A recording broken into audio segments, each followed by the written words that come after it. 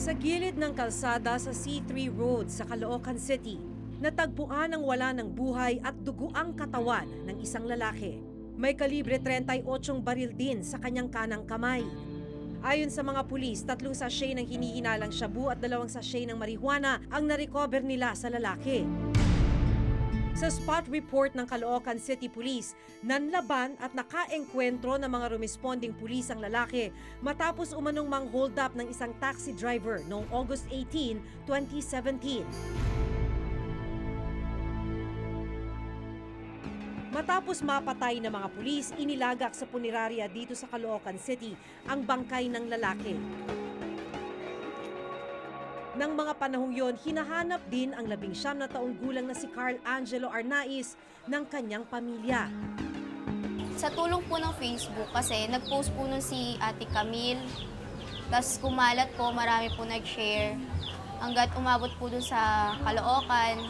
Tapos may isa pong taga-Purinarya nag-chat po kay Ate Cams na kahawig daw po nung nakuha nilang bangkay noong August 18. At nang puntahan nga ng pamilya ang punerarya noong August 28, kumpirmadong si Carl ang bangkay. Naghihinagpis ang pamilya ni Carl sa kanyang sinapit. Hindi naman yan totoo kasi hindi naman marunong humawak ng baril yan. Kawawa naman yung anak ko inosente yan eh.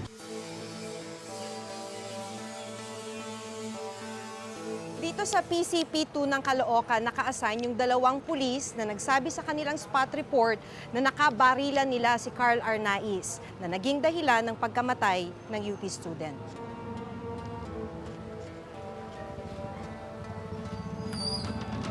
Magandang umaga po, sir.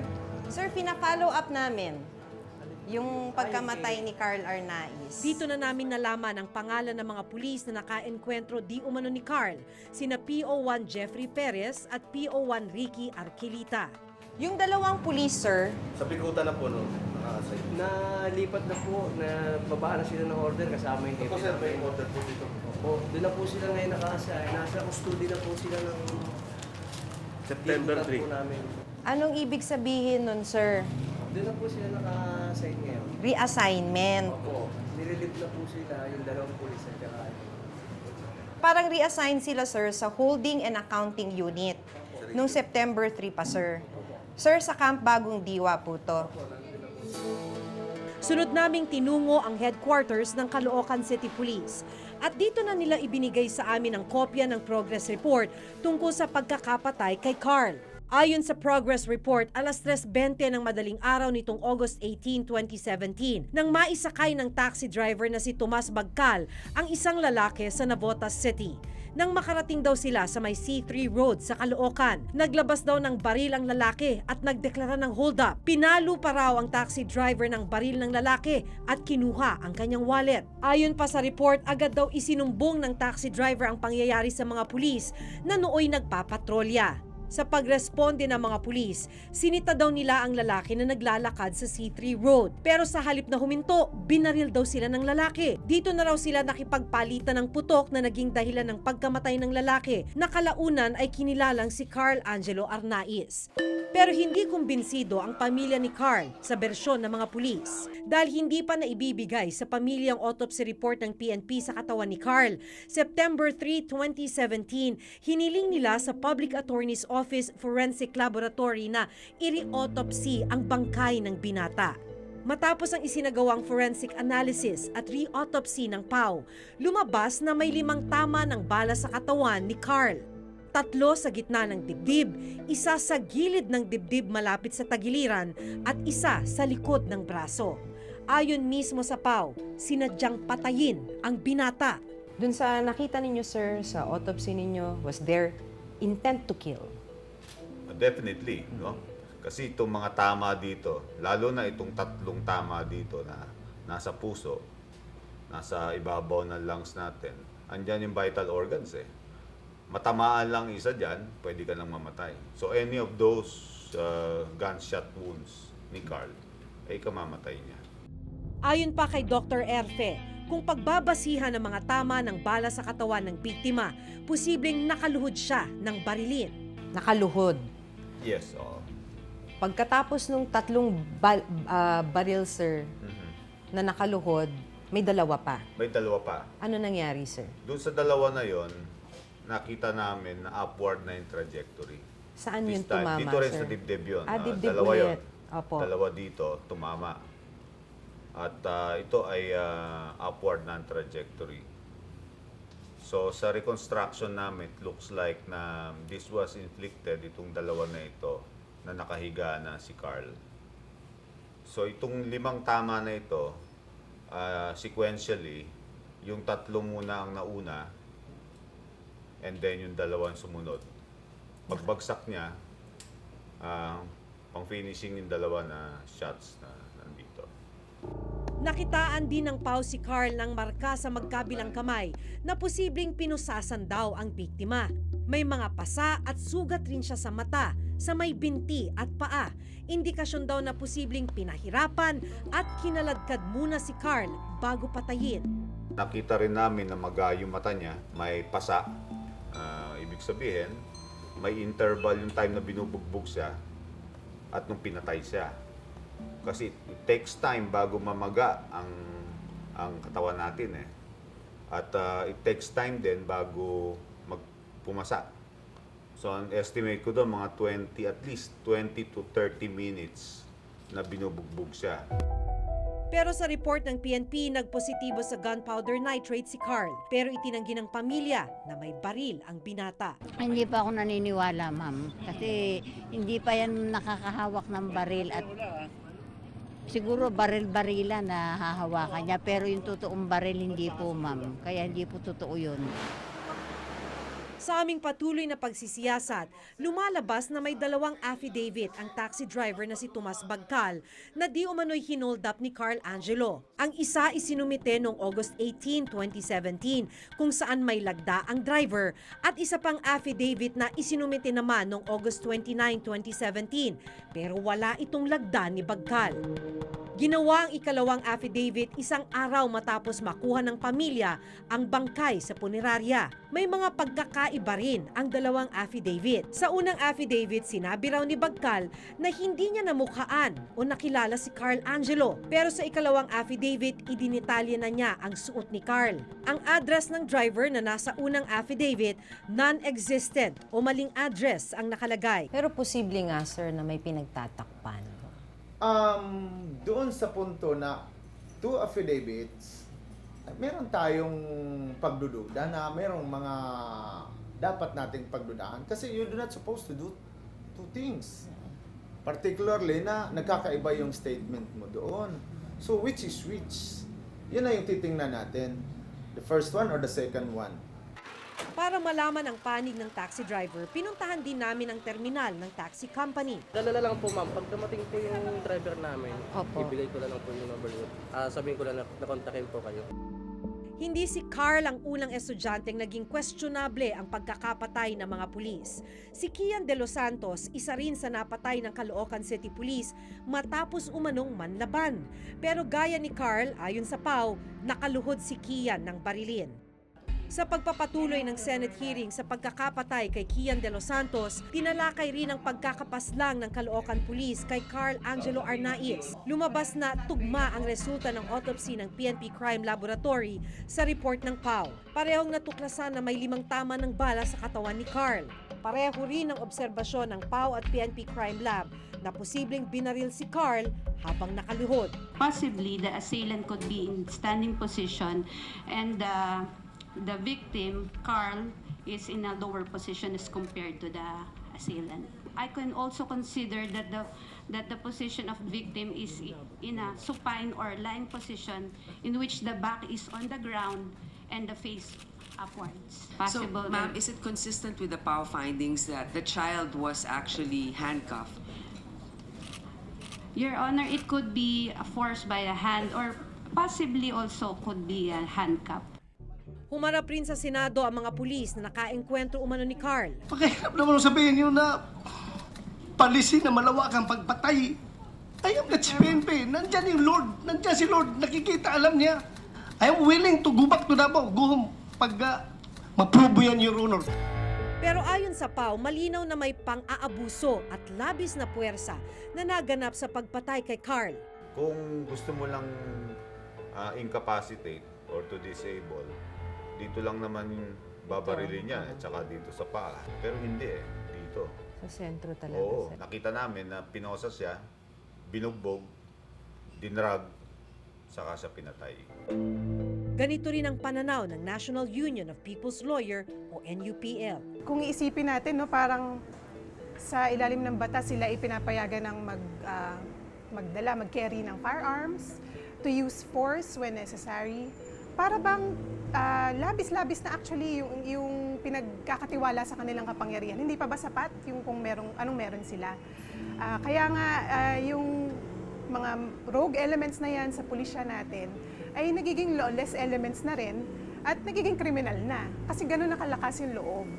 Na-embolden sila sa ganitong klaseng sistema. Pero lumalabas na noong gabing nawala si Carl, kasama niya ang 14 na taong gulang na si Reynaldo de Guzman alias Kulot. Maging siya, hinahanap pala ng kanyang pamilya. Nangangamba na ho ako sa kanya kung saan siya naroon, kung pinatay siya, binaon siya nang walang nakakita. Hanggang isang bangkay ang natagpuan sa Gapan, Nueva Ecija.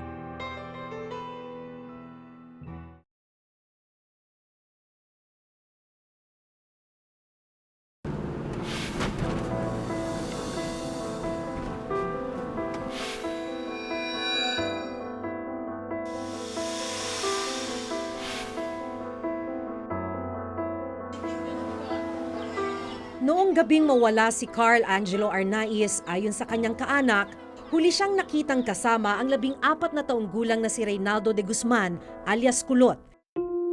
Pero kalaunan, tanging ang katawan ni Carl ang natagpuan. Wala nang buhay matapos umanong manlaban sa mga pulis. Pero palaisipan sa kaanak ni Reynaldo kung nasaan siya. Nangangamba na ho ako sa kanya kung saan siya naroon, kung pinatay siya, binaon siya nang walang nakakita, o itinapon siya na walang nakakita, binugbog ng mga adik, o hawak man ng pulis kung pwede. Pakihatid na lang dito sa barangay ng Anak Pawis para manahimik na yung pag-iisip ko sa kanya. Hanggang nito lamang Martes, isang bangkay ng batang lalaki ang nakitang palutang-lutang sa isang creek sa barangay San Roque, Gapan, Nueva Ecija. Nakita ko po siya doon, palangoy-langoy sa tubig. Tapos po, nung nakita ko siya sa palangoy ng tubig, tumawag na ako ng mga tao. Sumigaw na ako. Nung pagkasigaw ko, doon na po siya napunta sa pangpang. Nung nakita ko po siya nakadapa. At nang kunin ang bangkay mula sa creek, nakabalot ng packaging tape ang ulo, nakatali ang mga paa at tadtad ng mahigit 30 saksak.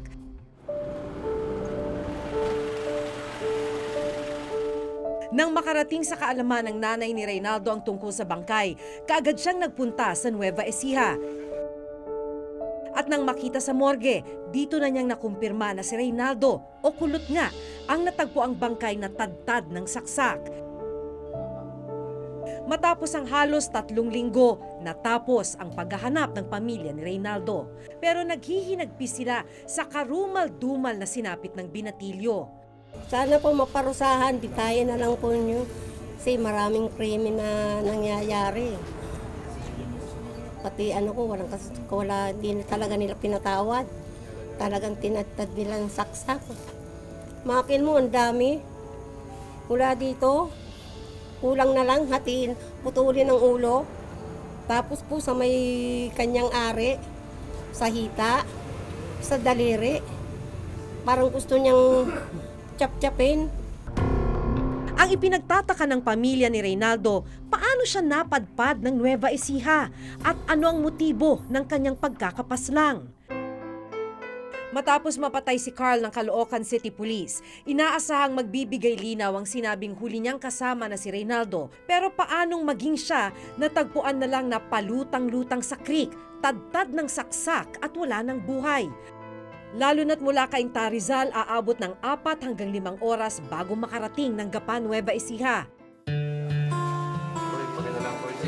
Nitong Miyerkules hanggang Huwebes ng umaga, isinailalim ng National Bureau of Investigation o NBI sa autopsy ang bangkay ni Reynaldo. We can confirm that there was stab wounds on the body of the victim. The body was already embalmed. So understandably, the stab wounds were already modified by suturing and embalming. And again, the stab wounds were closer to each other. Sa autopsy, malalaman rin kung gaano nakatagal ang mga tinamong sugat ng binatilyo. Ang pinaka-importante dito, malaman natin kung matagal na itong pinatay or kapapatay pa lang. Kung ito ay sa ibang lugar pinatay at itinapon lang dito. Ang possibilities nito, maaaring dinukot siya kaagad, immediately na may nangyari kay Arnaiz dahil siya ang magiging vital witness kung ano yung totoong nangyari dahil may allegations na involved sa hold-up si Arnaiz pero hindi rin natin alam itong bata na to dahil ito ang companion talaga ni Arnaiz na makapagsasabi kung ano talaga nangyari. Kaya importante ang bata na to sa kaso ni Arnaiz.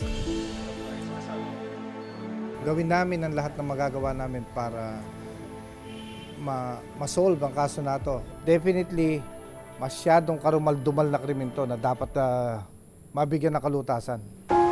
Sa ngayon, itinuturing ang pagkamatay ni Reynaldo bilang isa na namang kaso ng homicide case under investigation. Ibig sabihin, hindi pa rin tukoy kung sino ang pumatay sa kanya. Sa tala ng PNP, mula July 1, 2016 hanggang July 15, 2017, umabot na sa 9,351 ang homicide cases under investigation sa bansa. Sa bilang na ito, 721 ang may nahuli ng suspect at may naisampa ng kaso. Sa 721 cases, 10 ang drug-related, 711 naman ang non-drug-related.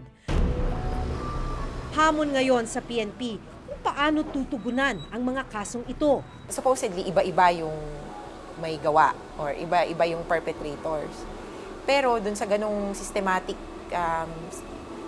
style na papatayin lahat ng involved, parang nakakatakot na isipin na merong mastermind sa lahat-lahat. Wala akong inutos na patayin mo yung bata o matanda, and even the enemy on bendedness, extrajudicial killing. Of course, we do not like it. And if you're into it, I'll see to it, you go to jail. Baka ako pang babaril sa iyo.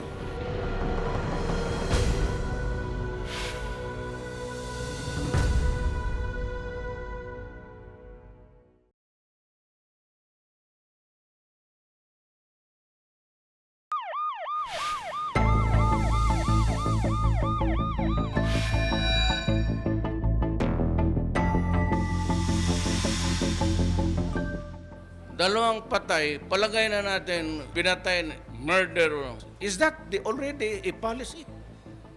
Is that the baseline of a policy? Nakagigimbal isipin kapag ang mga taga-protekta ng karapatan ng mamamayan ang nasasangkot sa pang-aabuso ng kapangyarihan. Ang tanong, ilan pang kaso ng pagpatay, gaya ng kina Kian, Reynaldo at Carl, ang dapat mangyari bago tayo gumawa ng aksyon? Hanggang sa susunod na Huwebes, ako si Maki Pulido at ito ang nakatala sa aking Reporter's Notebook.